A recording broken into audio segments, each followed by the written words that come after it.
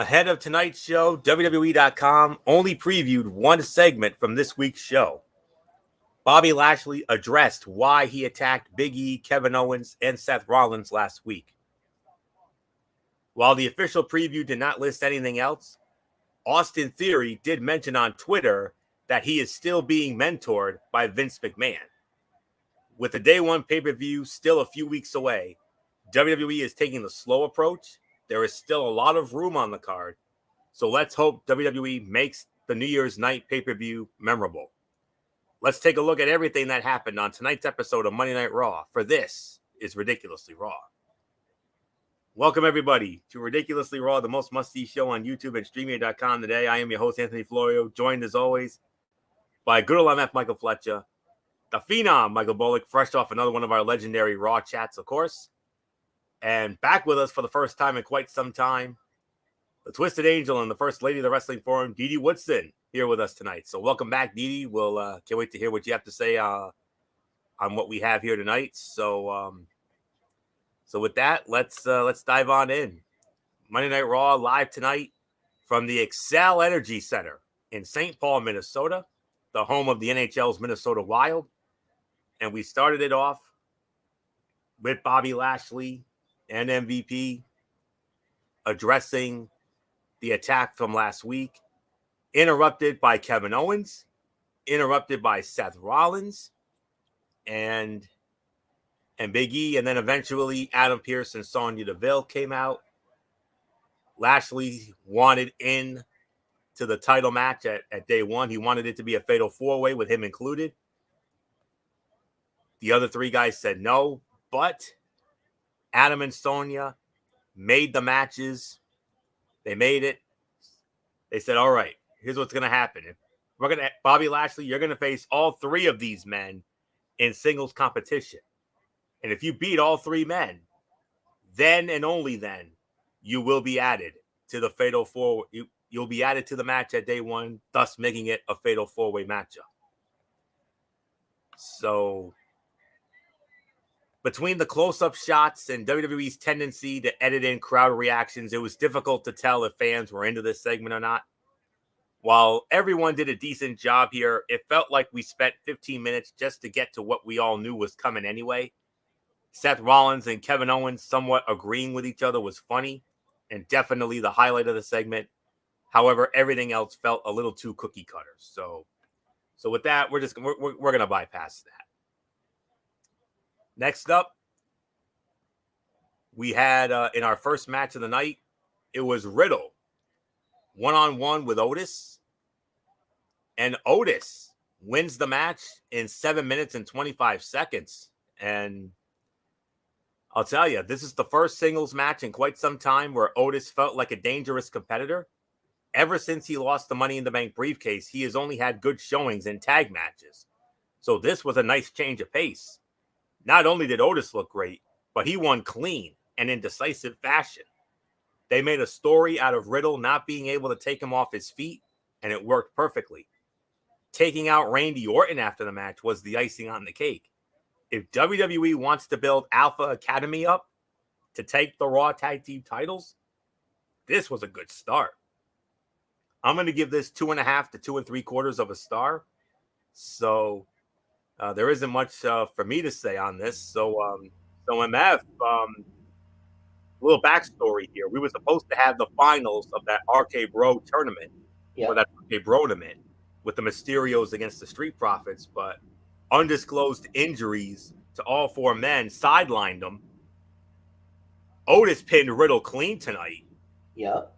Could this be, wink, wink, a possible championship committee moment, setting up Alpha Academy maybe as the next challengers? If so, hey, fresh matchup.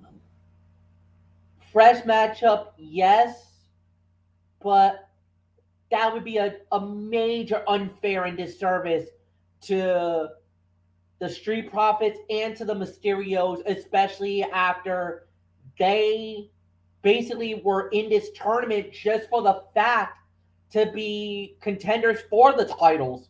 So for Alpha Academy to jump the line and get the next shot, I think would be maybe that would be WWE logic, but in wrestling fans' logic, like myself, like you, Anthony, like Mike Bullock, like Dee, we probably would cry foul here because of the fact that you already established this tournament and you stated that the winner of that tournament was going to be the team that was going to be the next in line and will get a shot at the Raw Tag Team titles. Why would you punish the Mysterios and the Street Profits, not fulfill the duties of the tournament just to give the Alpha Academy a championship committee moment like they did tonight? I think that would be a major disservice. I think that would be downright wrong in my eyes. This is what I would do. Because obviously it looks like Alpha Academy is getting pushed as the possible next contenders. So this is what I would do. Finish the tournament. Have the winner, either the Mysterios or Street Profits. Let them have that match. Let them fight at day one. From there, then I would say the winners of that would face the Alpha Academy at the Royal Rumble in St. Louis. And that's what I would do in that situation. Just to, get that out of the way. So, yes, it was a solid match, which I would give about 2.5 to 3.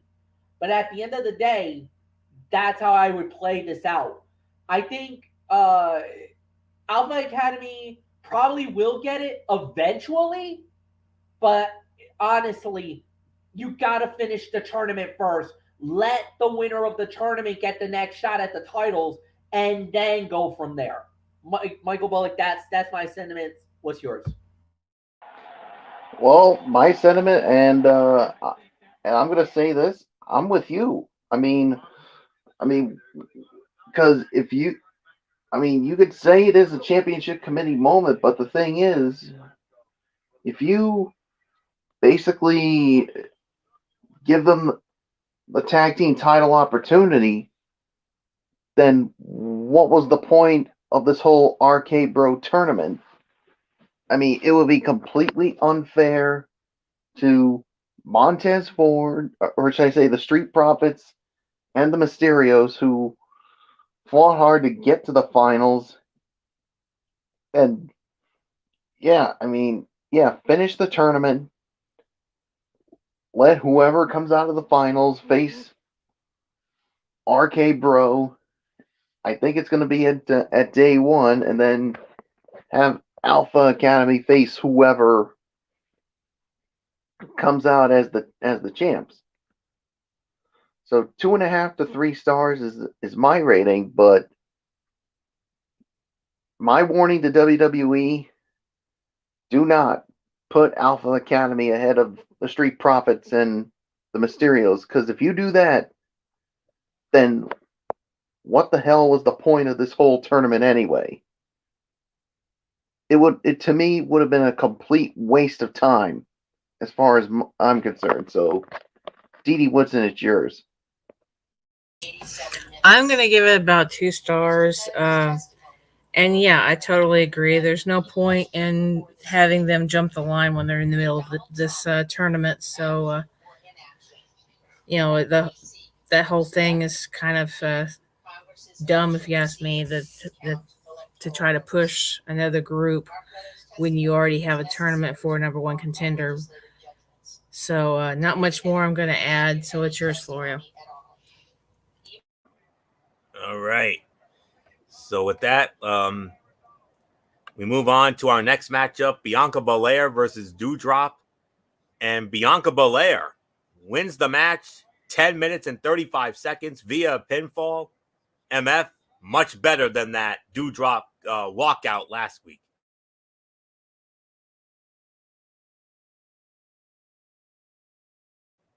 MF, are you there? Oh, not sure if MF's. Oh, yep. All right, Emmett, there you are. Bianca Belair over Dewdrop, 10 minutes and 35 seconds. A much better match than what we saw last week when Dewdrop walked out.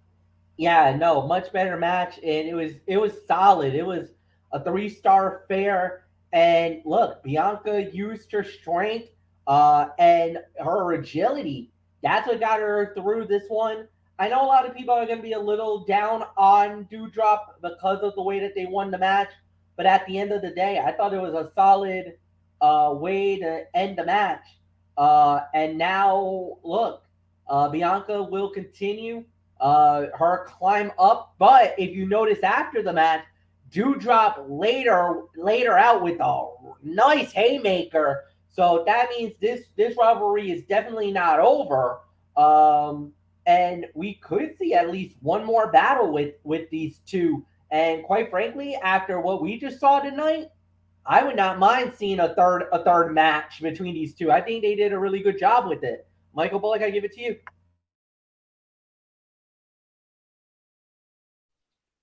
Yeah, 3 stars for me. I mean, this was definitely better than that Dewdrop walkout last week, and yeah, I mean and obviously Dewdrop attacking Bianca Belair after the match on the ramp, and yeah, obviously this means this feud must continue, and I've been hearing rumors, guys, of a potential name change for Dewdrop, and maybe they might think of switching her back to her rightful name, which was Piper Niven, which what it was in NXT UK. So if all goes the way it could be, Florio, you might get your wish. So we'll wait and see how that goes. So there's really nothing more to say. Dee Dee Woodson, it is yours. About all I can say is that I agree with you guys. So just move back to Florio. Okay. One of the fights of the night, without a doubt. These two had a good competitive match this week, and that chemistry appeared to still be alive during tonight's encounter. Both women had a few opportunities to show off their unique skills, but the name of the game here was power. Both competitors are very strong and made sure to use that attribute whenever they could. Other than one or two small missteps that did little to impact the flow of the bout, this was another solid performance from Bianca Belair and Dewdrop. 3 to 3.25 stars. I'll go as far as to call this the sleeper fight of the night. So maybe second best overall. So with that, let's move on to the first of our 3 Bobby Lashley matches. First up for Bobby Lashley, Kevin Owens. Bobby Lashley wins the match, 4 minutes and 35 seconds. Not quite, he didn't quite get the Hurt Lock applied, but KO tapped anyway. And that was it. So 435, yeah, I think we'll bypass this. But this wasn't a bad match in any way, but considering what we know both of these men are capable of, this should have been a lot better. The reason it wasn't more competitive was probably because WWE wanted to give Lashley an easy time with 3 matches, but that doesn't mean KO couldn't have done more. 2 less talented wrestlers would have gotten a higher rating with this exact same match, but we know what these 2 veterans can do, and this was nowhere near what it could have been. 2 stars. That's really the best I can give it. What also I like is I love the storytelling because of Owens tapping out very quickly. He's protecting himself. He knew that he was probably going to lose the match. So instead of risking yourself and getting hurt further, tap out immediately, get out of there, and protect yourself because, like you said, he's already guaranteed a match at January 1 for the title. Yes, he didn't want Lashley in there, but the thing is that Lashley still got 2 more fights, and Owens needs to protect himself in order to become WWE champion. So I actually did not mind the quick finishes. You notice that's almost similar to a lot of the UFC fights I've been watching lately, like a Conor McGregor, like Amanda Nunes on Saturday. Some of these guys tapped out quickly to protect themselves from further injury. So it actually does make some sense what Owens did here tonight. Okay, fair enough. So, good insight there, MF. So with that, we move on to all right. Now, this in-ring segment we definitely need to address here. We had the Raw Women's Champion, big time Becky Lynch, gloating about her win over Liv Morgan in the whole 9 yards, and then she ripped the fans, and then from there, it brought out Liv Morgan, and Liv Morgan wanted a rematch. She said, "I want a rematch," and Becky said, and then she said no. She said, "No, you lack that killer instinct." And then all of a sudden, that was enough to ignite Liv Morgan, and Liv Morgan exploded onto the man. But then the man turned the tables, ran there into the steel steps, bashed her hand. Her hand was like jammed in within the steel steps, and then the man went to town on it. And then she says, "Oh yeah, if you want the match, you're on. If you still want the match, you're on." So it looks like we will have Becky Lynch and Liv Morgan in a return match for the Raw Women's Championship at Day 1.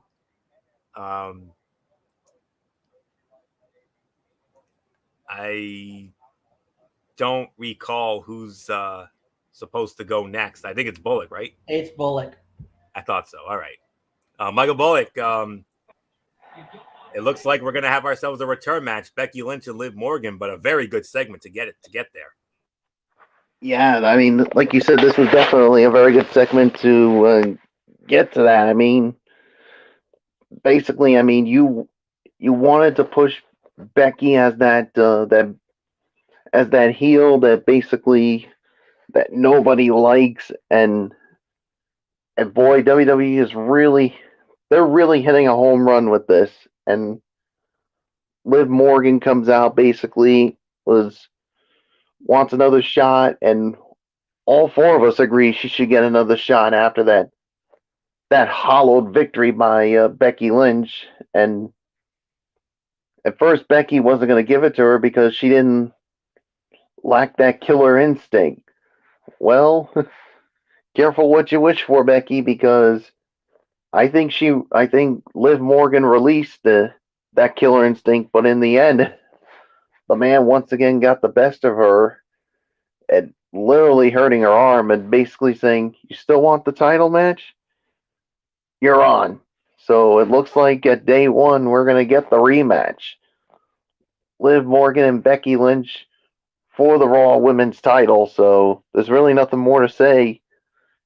Dee Woodson, it's yours. And I'll tell you what, they continue to make things better and better for Becky Lynch as a heel. I mean, it was a struggle at first, but lately they've been really nailing this. Yeah, they have. Her heel is definitely getting a little bit better as she goes along the way, and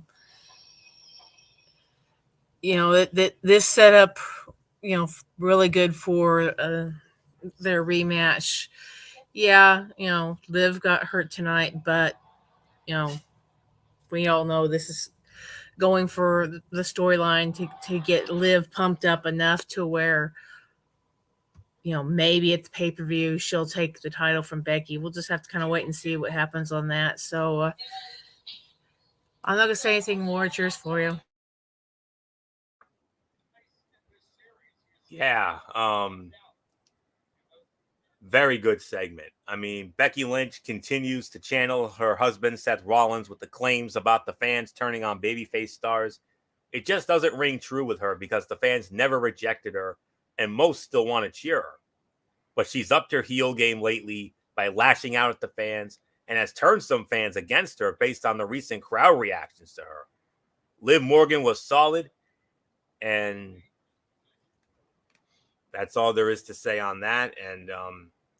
And it's going to happen at Day 1, so not much more to say. MF, this is how you build a rematch right here. Great way to build it up, and Becky Lynch finally getting over, getting that nuclear, maybe not quite nuclear, but she's definitely starting to get the heel heat now. Yeah, she's starting to get the heel heat now, and it's starting to work a little bit. It was going to take some time for them to do it, and they finally got it. So I think they did a tremendous job of trying to create that heel heat for Becky Lynch. I think she's done it very well on her own work and her own fruition. And then at the end of the day, yeah, this was a solid segment. Look, a lot of people are on the side of Liv Morgan. I think we all would love to see Liv realize her dream and become the Raw Women's Champion. And I think now more than ever, you're starting to feel that Liv is probably gonna be the one that might end up upending Becky Lynch at some point and becoming the Raw Women's Champion. It's just, where do you go from here with that? The body of work, the layout, and I really enjoy what I'm seeing from both ladies. Now the question becomes, when do they do it? When do they pull the trigger? That's more easier said than done. Can she continue on the wild ride that she has been? I say yes, but now we got to get to a point is, where can they go all the way? That's the big question. We don't know. So, but all in all, they did a solid job with this. So, Anthony, we give it to you. Alrighty, and then from there we had a tag team match. It was the United States Heavyweight Champion Damian Priest teaming up with Finn Balor. Now that's a randomly thrown together tag team, squaring off against a more established tag team in the form of former SmackDown Tag Team Champions, the Dirty Dogs, Robert Roode and Dolph Ziggler. The winners of the match in 7.5 minutes, the Dirty Dogs, but they didn't do it cleanly. Austin Theory jumped up, took a selfie, enough to distract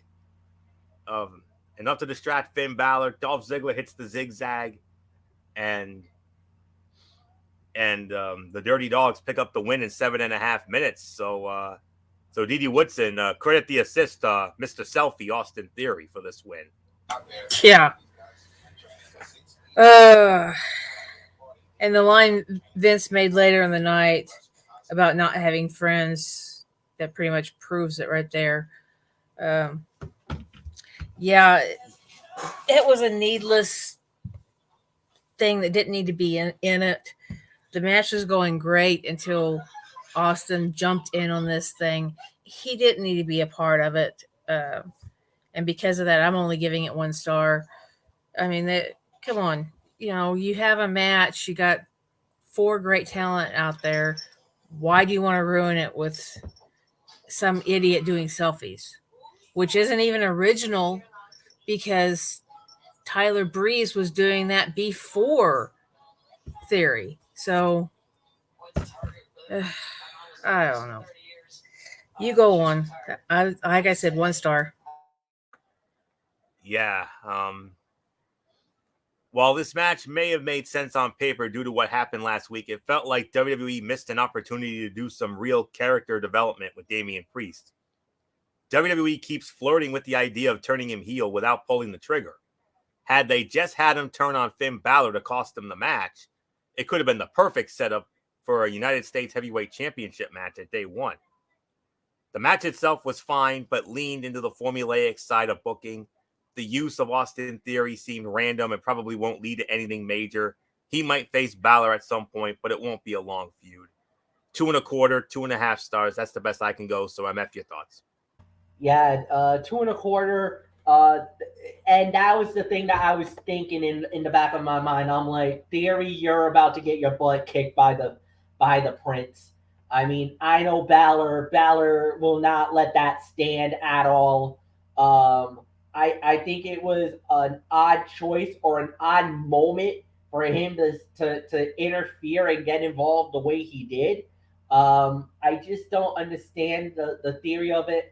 And I don't understand this so-called mentorship that Mr. McMahon is providing on Austin Theory. Are you trying to set Theory up for failure, or are you trying to set him up as maybe a future star? Maybe just maybe, a future United States heavyweight champion. I mean, that's all that I could think of at this moment. Because as far as anything else goes, I don't see him as the WWE champion. There's no way. He's way too young and inexperienced, and I don't think a lot of people will take him as a credible WWE champion. But could I see him maybe parlay this into a U.S. title? Now that's more likely. That's more possible. But like you said, he's probably going to have to deal with going by and going up against Balor first, because he definitely has caused he's definitely caused more problems than anything else. So I'll say that. But yeah, there's really nothing more to add. Mike Bullock, I'll give it to you.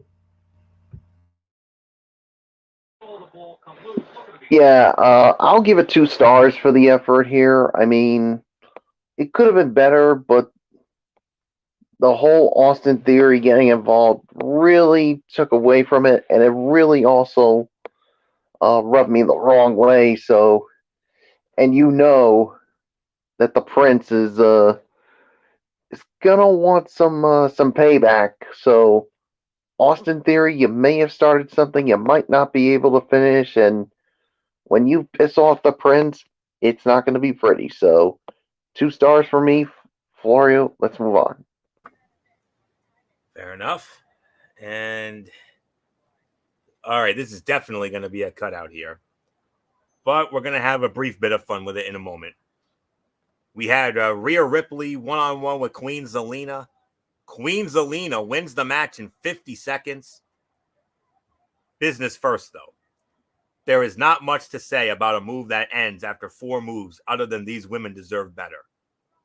This rating is a reflection of the booking, not the talent in the ring.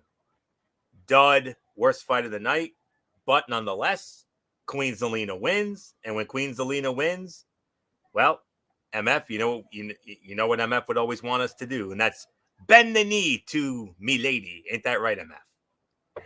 Absolutely, but I will say this. I totally agree with your thoughts on this one. This was absolutely disappointing more than anything else. It was more, the action was more outside the ring than inside the ring. Carmella trying to stick her nose where it didn't belong, and Nikki ASH doing the right thing, getting her off the apron, but it actually led to the downfall for Rhea Ripley, unfortunately, in this match, because Mella got involved trying to save her friend, and the next thing you know, 1, 2, 3, down goes Rhea Ripley, and the look on Nikki ASH is like, oh my god, I screwed up. I cost Rhea that match. And now you're starting to see the seeds of doubt. Now, because look at what she's saying from what she said prior to the match. She's really trying, like, you can tell she's starting to lose that aura, that power, that thing that drove her. She's starting to lose it, and she's starting to doubt herself. And Rhea's like, no, I remember you were the Raw Women's Champion. You were, you beat Charlotte Flair. You did the impossible. You did all this. You won the Money in the Bank.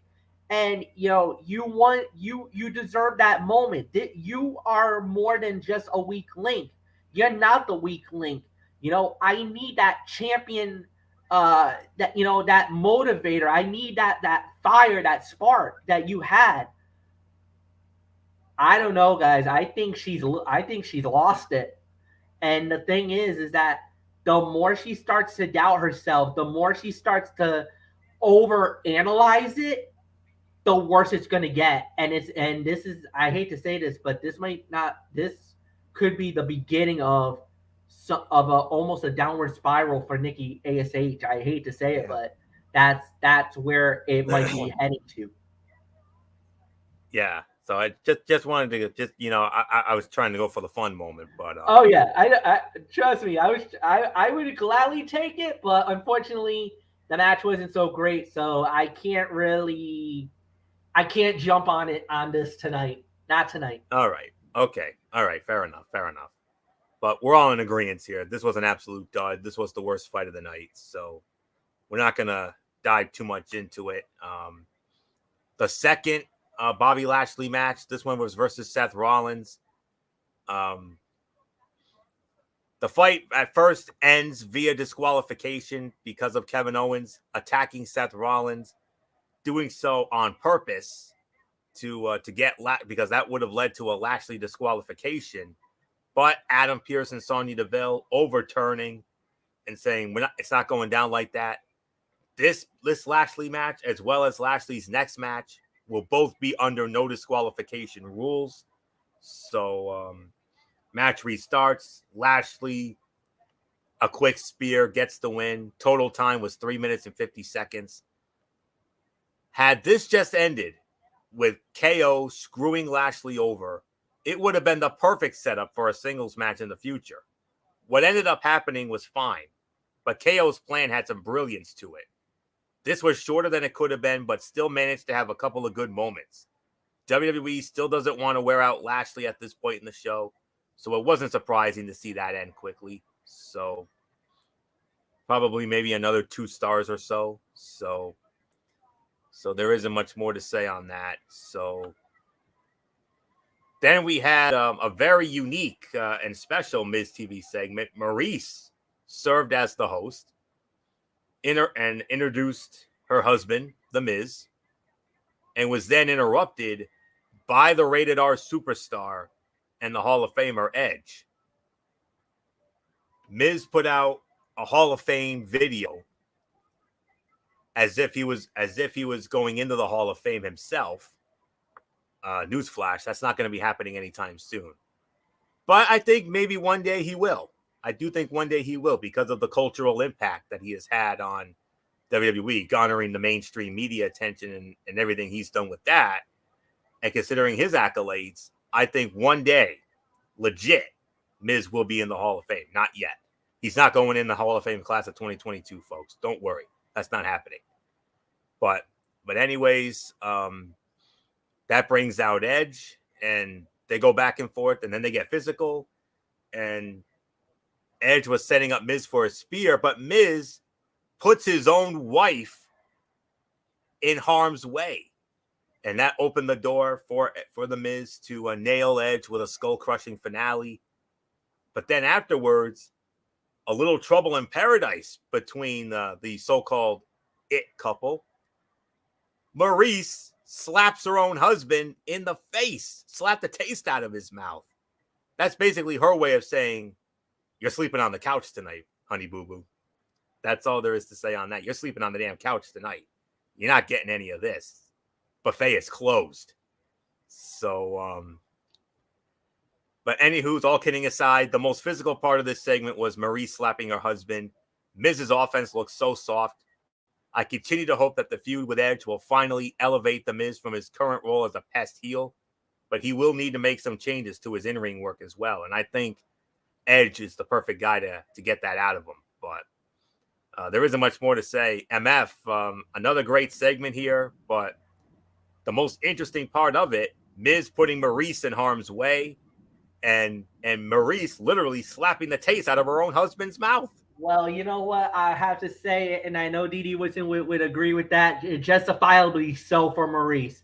She had every right to do what she did to The Miz, and good for her. I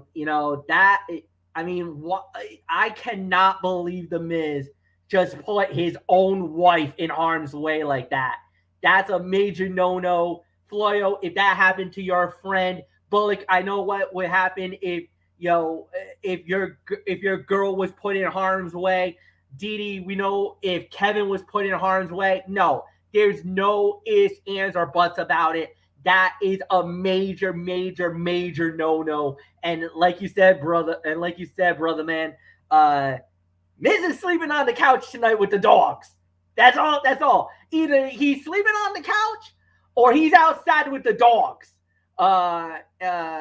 He's out with the dogs tonight. That's where he's going, because that's where he belongs, in the doghouse. And good luck trying to get out of that mess, Miz, more than anything else. Now, I will say this.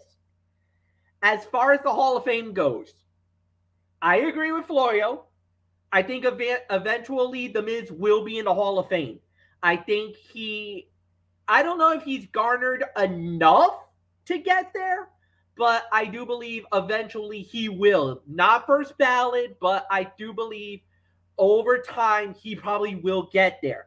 As far as the class of 2022, and Michael Bullock will agree with this, if the first inductee is not the freaking Undertaker, we're rioting in this bleep more than anything else. And Bullock will lead the way.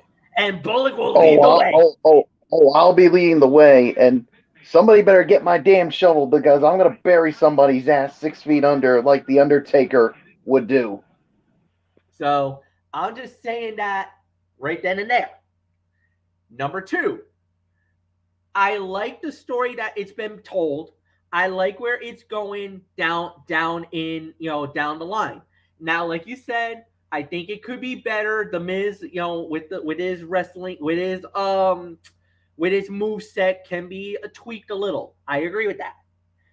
I know he's a cocky heel. He's a smarmy heel. He's a chicken bleep heel. That we saw in spades. Throwing Maurice into harm's way when he was setting up for a spear was the most underhanded, disrespectful, downright wrong move Miz could have done. Because, I mean, dude, that's your wife. That's the mother of your 2 daughters you just threw right into the line of fire for Edge. And thank God Edge slammed the brakes. And I don't think he took her out, because did he take her out, or did he slam the brakes, Florio? Edge slammed the brakes. He didn't. All right. Maurice wasn't harmed. All right. Well, that's good on Edge, because if Edge would have exploded and nailed her, oh boy, there would be a lot of people angry in this room. And I'm not talking about myself. I think Dee Woodson would be yelling checkered apron for everyone. And everyone is probably going to get their butt kicked by Mama. And you don't want Mama D coming at your butts for something that wrong. I mean, everybody would get it. I mean it, too. I'm dead serious. So, you got that. Like I said, props to Maurice for standing up and saying, no, that was not right. You almost got me hurt here. How dare you, you selfish SOB. You're sleeping on the couch tonight, or you're going outside the house, sleeping the dog in the dog house. Because that's where you're going to be. Like you said, Florio, the buffet is closed on this one, man. Miz, you mucked up. My friend Kaiser Butler, she loves when I say you mucked up, but brother, you mucked up bad. This was a good segment, but man, there's a lot to decipher from here, man. Mike Bullock, it's yours. Yeah, and I'm going to throw another thing in. Well, first off, before I do that, I mean, this was a well-done segment with a lot of twists and turns. I mean, the whole back and forth with The Miz and Edge. Obviously, The Miz claiming that he's a Hall of Famer. He will eventually, but not right now. But, yeah. And then Edge tries to get him with the spear, but oh man, The Miz commits to me what I call he committed a sin here. He put his wife in harm's way. I mean, that, like you said, is an absolute no-no. You do not do that. You'll never see me do something like that with my girl. she will always comes first, and I would not put her in any harm's way. And yeah, the Miz found out the hard way with a big old slap, and that's kind of like her way of saying, "Sorry, honey, you're getting the couch tonight." And basically, to sum it all up, and Fletch and Florio, I know you'll want to hear this. To Miz, in the immortal words of Ren and Stimpy, "You idiot!" Because that's what you are for putting your wife in harm's way. So, nothing more to say. Dee Dee Woodson, all I can say is somebody needs to be taken to the woodshed, and I think we got some company. Yeah. Yeah, you don't want to get me started on this. Don't want to get me started on this. Oh, Lord. He's more than an idiot. He's an imbecile. And trust me, he won't be in the house because the dogs are in the house. The dogs will get better than him. He'll probably be in his car. That's probably where he'll be sleeping tonight. Or she'll get him an all-expense paid ticket to go spend the night with his dad up in Cleveland. He will not be going home tonight. Yeah. Maurice showed her mama side tonight when she lashed out at Miz. She's sick and tired of it. This isn't the first time he's done this to her. Now they have 2 kids, and now here he is. He's throwing her under the bus, just like he did Morrison and every other tag partner he's had. He keeps throwing them under the bus. Yeah, eventually he'll get the Hall of Fame thing. No, I don't think he needs to even be considered right now while he's still, hot on his career. Maybe a little bit later when he gets further down the road, and like everybody else, that they hit the Hall of Fame when they're, not quite so much in their prime. So, yeah, Miz, if you do come up to Ohio and you come anywhere near me, you better watch your jewels, because you will not have them when you leave. I can guarantee that. And no, I'm not. And no, I'm not talking about chopping them off. I'm talking about knocking them back up inside of him. So it's yours, Florio. Hello, check please. Oh my. Whoa! Oh my goodness! Oh my goodness. And the only thing I can say on that was good. So that's all there is to say on that. And for me, I'm gonna put it to bed. I'm gonna take a little page out of MF here. What Miz did tonight, what after what you did tonight there, son, the only thing I can say about you is stupid idiot mutton head. That's all there is to say on that. So all kidding aside, let's move on to what was the main event of the evening, the third and final Bobby Lashley match. No disqualification match. Bobby Lashley versus the WWE champion, Big E. And just waiting to get my thing up here. It's a little on the slow end for the moment. All right, here we go. Had to do a small refresh here quickly. All right, we got it. Winner of the match in 17 minutes and 50 seconds. And on his way to the day 1 pay-per-view, Bobby Lashley wins the match, and it is now going to be a triple threat match. It went from being a triple threat match to a fatal 4-way match. There isn't much more. There isn't much more for me to say. I believe it's MF who starts this off, if I'm not mistaken. So MF, Lashley wins 17 minutes and 50 seconds.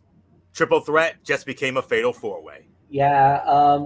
Great matchup. Obviously, fight of the night. This is easily 3.5 to 3 3/4 of a star. Um, the action was amazing pace, amazing action. Everything was all good there, and yeah, the crowning of now Bobby Lashley being in it as a fatal 4-way guy. It just makes things even that much more interesting now. Do I think? I think a lot of people are going to be a little disappointed that it's a fatal 4-way now, but it just adds another element. And now the question becomes, where do we go from here, and how does this play out? I kind of felt like it should have been Lashley should have waited till at least the Royal Rumble, let these three guys go through, because of the fact that I kind of feel like it's going to be Big E and Lashley at Rumble. But now it seems like WWE decided, no, let's pull the trigger now, go Fatal 4. I don't know if that was the right thing to do, but we'll have to wait and see how it plays out. I'm just a little afraid that I think, because after that, who do you have after? Because if Big E successfully defends the title, who do you have go after him next? I mean, it's a bad situation.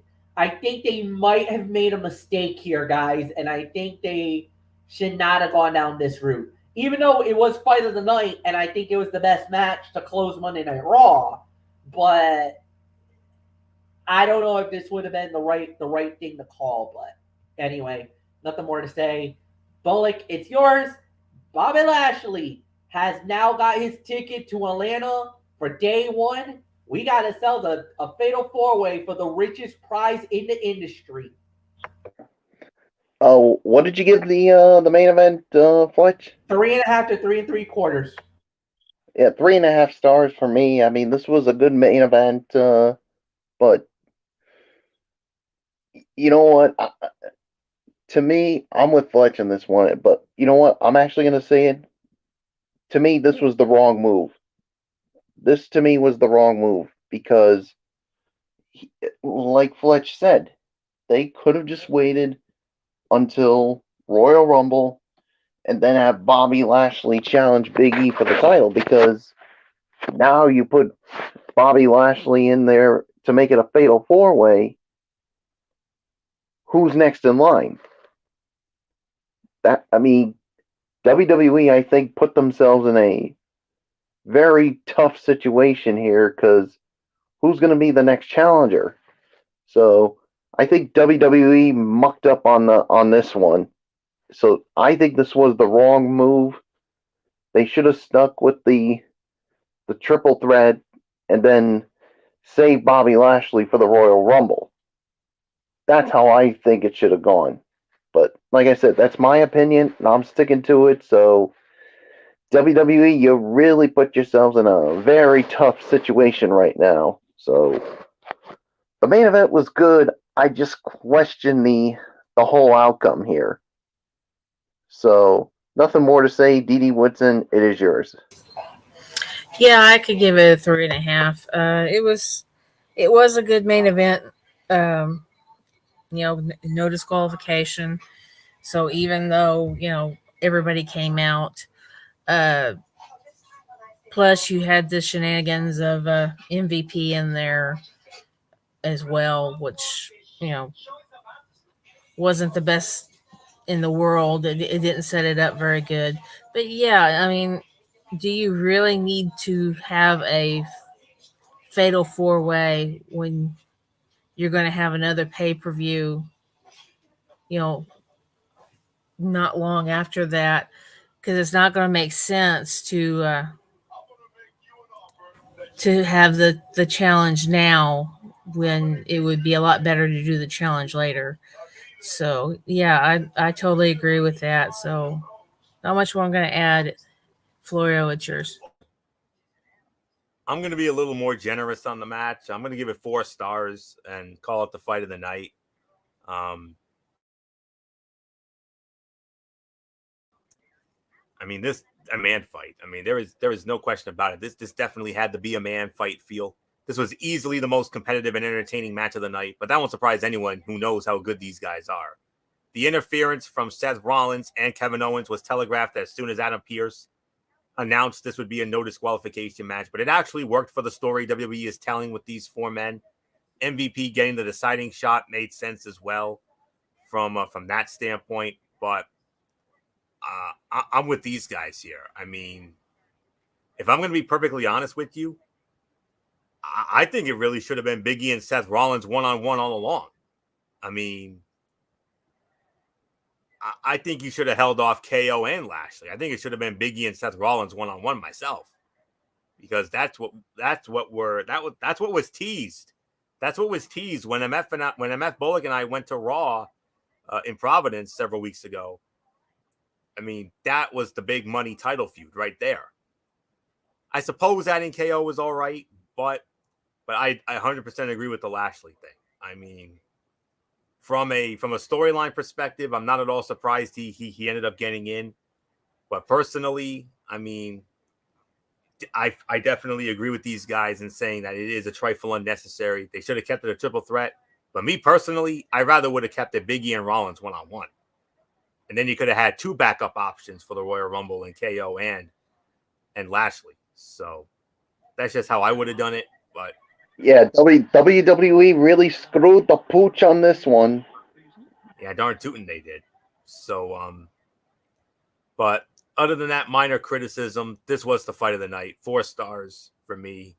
So, so with that said, let's get to the overall review here. Michael Bullock, Monday Night Raw from St. Paul, Minnesota in the Xcel Energy Center. How did it do tonight? I thought it did all right. I mean, there was some stuff that I could have really gone without, but yeah, I mean, I'll give it about maybe. I'll give it maybe 6 to. Yeah, I'll give it maybe a 6 for this occasion. I mean, the matches were definitely good, but there were some slight criticism. Yeah, you had some cutouts here, but yeah, the criticism of putting Bobby Lashley in this was the thing that really got to me. I mean, and I'm with you, Florio. I mean, they should have stuck with Seth Rollins and Big E in the first place, because, like you said, you and I, the three of us, we were there, and they were teasing this.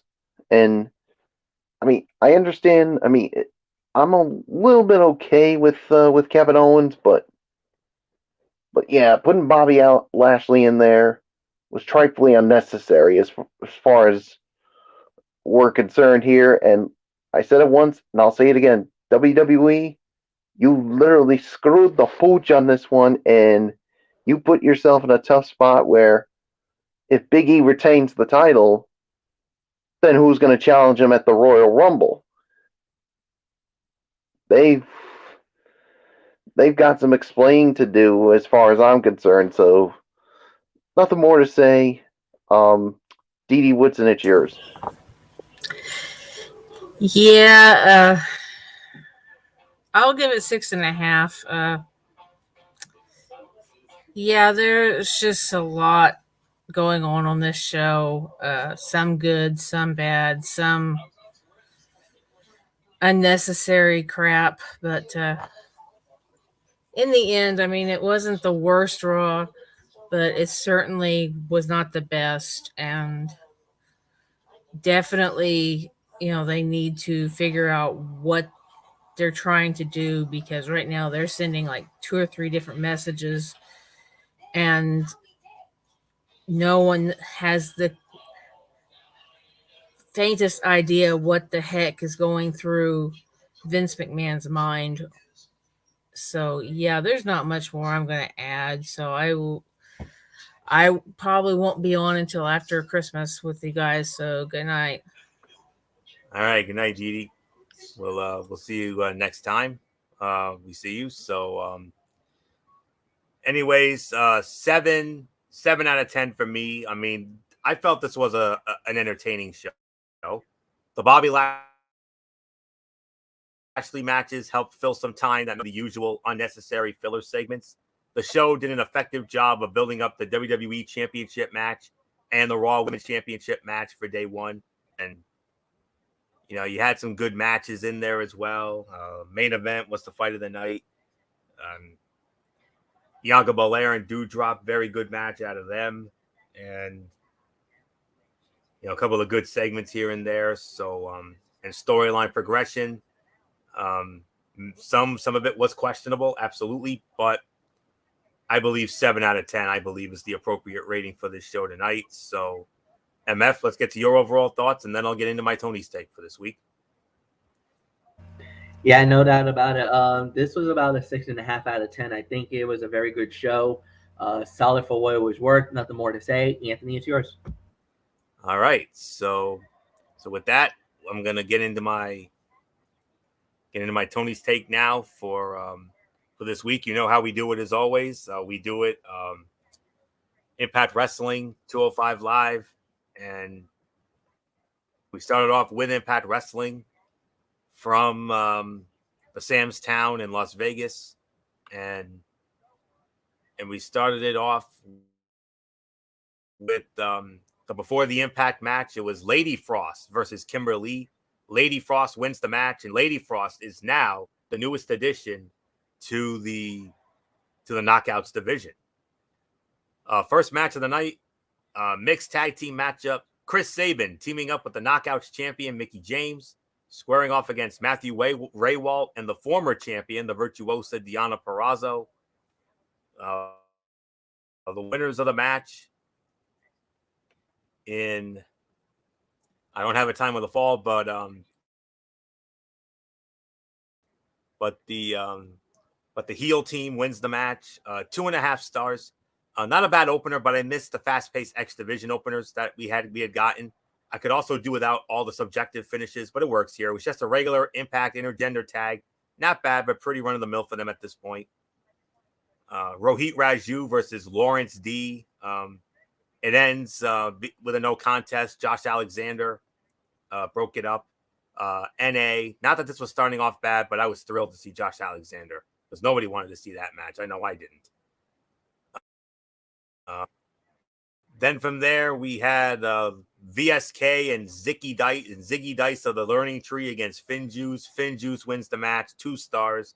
It was okay, but I don't enjoy the idea that Ziggy and VSK are too dumb to understand regular wrestling stuff like making tags, especially when Matt Striker then credits Ziggy making the smart choices on the outside. I get the story they're trying to tell, but it's not for me. Eric Young versus Rhino in a street fight. Eric Young wins the match, 2 3/4 of a star. Not a bad hardcore match, but I really do feel like this feud has run its course for me. I feel like Rhino and EY have had issues since the beginning of time in Impact, so maybe that's why this feels like a long, drawn-out, necessary feud. Not sure why the Good Brothers made the save, but as Hard to Kill approaches, I'm sure it'll make more sense. 8-person tag team matchup. The Inspiration, the Knockouts tag team champions, and the Influence teaming up against all 4 members of Decay. And Decay wins the match, 2 1/4 stars. It wasn't bad, but I could have done without this being an intergender match. I have no qualms with those match types, but I feel they're done a bit too much in Impact and can at times feel weird. Like the heels hitting Black Taurus, but he's clearly a much scarier guy, but alas. Regardless, it was all right, but the Inspiration and Influence infighting was fine. Could have built that up a few weeks at least. And then the announcement was made that at Hard to Kill, it will be the first ever women's Knockouts Ultimate X match. And it was also announced by Scott D'Amore, and this is something that I know will make good old MF Michael Fletcher very happy. It looks like Gail Kim is going to be in charge of the Knockouts, from what I'm seeing here, because she said Lady Frost pleaded her case to Scott D'Amore to be in that match, but Scott says, "Don't talk to me about it. Talk to the newest member of Impact Wrestling Management." Enter Gail Kim. It looks like Gail Kim is probably going to be in charge of the Knockouts. Maybe she's going to be the authority figure for them, from what I could surmise here. So Lady Frost will be in that Ultimate X match. It'll be her. It'll be Rosemary. It'll be I can't remember who the 4 are off the top of my head. I'm going to get that in a moment, but But they did make the announcement that we will have the first ever Knockouts Ultimate X match. We know what the Ultimate X match is. We've seen many of these on the men's side. A lot of them were very memorable, had some eye-dropping moments, jaw-dropping moments. Frankie Kazarian, just saying. But nonetheless, all right, I got the lineup. It's going to be Lady Frost versus Chelsea Green versus Jordan Grace versus Rachel Ellering versus Rosemary versus Tasha Steelz. And the winner of that match will be the next in line. Will be either the first challenger for Deonna Purrazzo's newest title reign or the next challenger for Mickie James. But the winner will get a Knockouts title opportunity down the road. So, it would, but it's going to be an awesome match. I can't wait to see it. W. Morrissey versus Matt Cardona. I believe this was the main event, and disqualification for Cardona. 3 stars. Really great main event with a stupid finish. I'm not sure how Cardona being beat down but winning via DQ protects him. I would love to see Morrissey win the belt, but Cardona really doesn't make sense from a competitive standpoint, and it's annoying with Morrissey with this out-of-control gimmick when that's the whole reason Josh can't chase the title. But 7 out of 10. It was an all right show as we continue to build the Hard to Kill. I think the matches were great, but the storylines at times were weird, especially the main event. Morrissey had Cardona beat and didn't even bother to pin him. I'm not understanding why Morrissey would have this much of a vendetta with Cardona to get himself disqualified. I do appreciate that Morrison is more of a tweener, but that alongside his win and now DQ lost to Cardona, I'm feeling he's the guy who should be champion. If that's the idea, then great, but I'm not falling for it when I had the same feeling with Josh Alexander and that got messed up. I could do without some of the current storylines, especially when Impact has such a great roster, but that's nitpicking. Overall, decent episode of the show. I love me some Lady Frost, and I'm pumped for that Ultimate X Knockouts match. That's got potential to be a show stealer. Some Hard to Kill. So with that, let's quickly set the table for what we can expect on Impact Wrestling this week. That'll air this Thursday night. And on that show, we will see, well, only 2 matches have been announced. It was announced that Trey Miguel will defend the X Division Championship against John Skyler, and Josh Alexander will go one-on-one with Rohit Raju. That's all I have. So for the rest, tune in to Impact Wrestling this Thursday night at 8 p.m. over on Access TV. Or if you don't have it, sign up on YouTube via the Impact Wrestling Insider membership. Only $1 a month, so nothing to worry about there. So moving on to 205 Live, we had the in-ring debut of Lash Legend. Lash Legend, you know, with that lashing out talk show bit she does on NXT 2.0. She went up against Amari Miller, and Lash Legend wins in 3 minutes and 27 seconds. Impressive squash here, as it should have been. Delicious squash. Good show of power and athleticism from Lash, so you can see she is still a little raw. I'm intrigued. Andre Chase versus Guru Raj. Andre Chase in 5 minutes wins the match. Solid 5-minute match here, though. It didn't really build to the ending as Chase just shrugged up Raj and hit his finisher for the win, 2 stars. Malik Blade against Solo Sikoa in the main event. Solo Sikoa, 7 minutes and 46 seconds. Went a little longer for them, but it ended up being all right. I like Blade's potential, and Solo is going to get every chance due to his bloodlines. He has a good look and carries himself well. Both men should continue to improve with more ring work, and that's what the show is all about now. 2.25 stars. 6 out of 10. A delicious squash and 2 solid matches made it a decent show. Had the main event delivered a little more, I would qualify it as a good show. The name change is coming, though, it seems, and it's needed at this point, as this is finding a niche as NXT Dark, if you really think about it. So 6 out of 10 there. So that will put the bow on this edition of Ridiculously Raw. We want to thank you all so very much for tuning in. We'll be back with you Wednesday night. We got a big Wednesday Night Mayhem show. Yes, there's NXT 2.0, but it's going to be all about AEW Dynamite. AEW Dynamite is the big show. Winner is coming. The headliner, of course, Hangman Adam Page versus Bryan Danielson for the AEW World Heavyweight Championship. some other great matches to get into, such as Cody Rhodes and Sammy Guevara for the TNT Championship, Hikaru Shida against Serena Deeb, their rubber match, and Dynamite Diamond match with MJF against Dante Martin, and so much more. That'll be on Wednesday night by Hangman and Bryan. That's the big one. So we'll get into all that on Wednesday night. Thursday, starting this Thursday and going forward, it will be NFL Thursday, and we will have, if it calls for it, we could have some bonus commentary because we got our game of the week. MF, it's not often we work Thursdays, but we got a Thursday game, believe it or not, and it's our game of the week. We're kicking off the week with the game of the week on our end.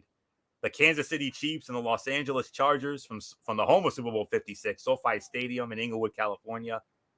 First place in the AFC West on the line. Whoever wins, they will get it.